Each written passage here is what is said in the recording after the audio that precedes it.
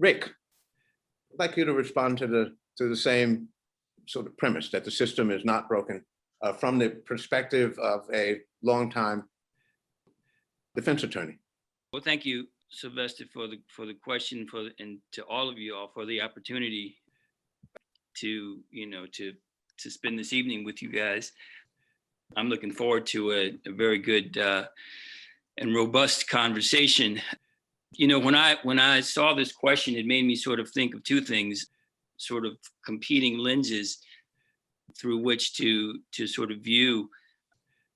our legal system. And certainly it's a very easy argument to make, and not an incorrect one, I don't think, that when you look at it from an intentionality perspective, it's easy to see that whether you and I won't go too deeply into the history, because I know there are folks on this panel who are much better at that than I am. But when you look at sort of the original sin of slavery in this country, when you think about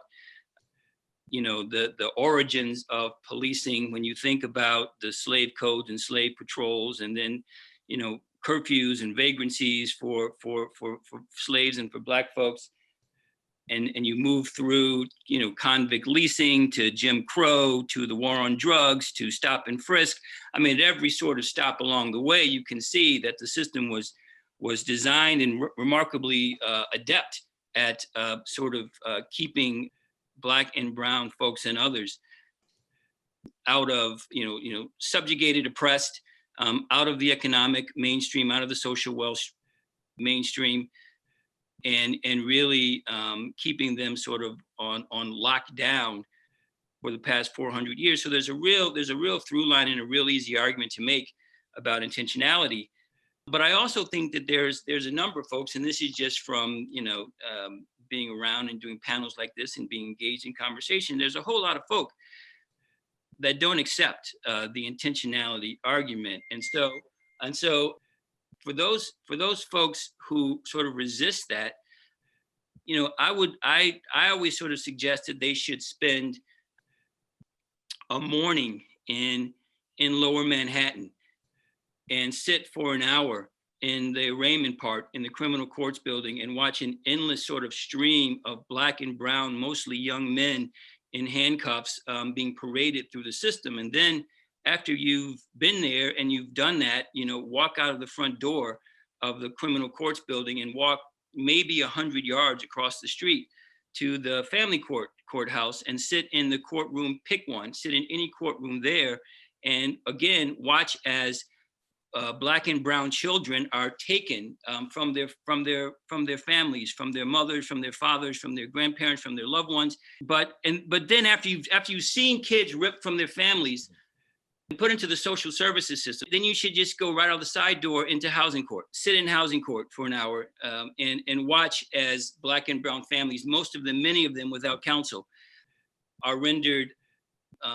homeless and evicted from their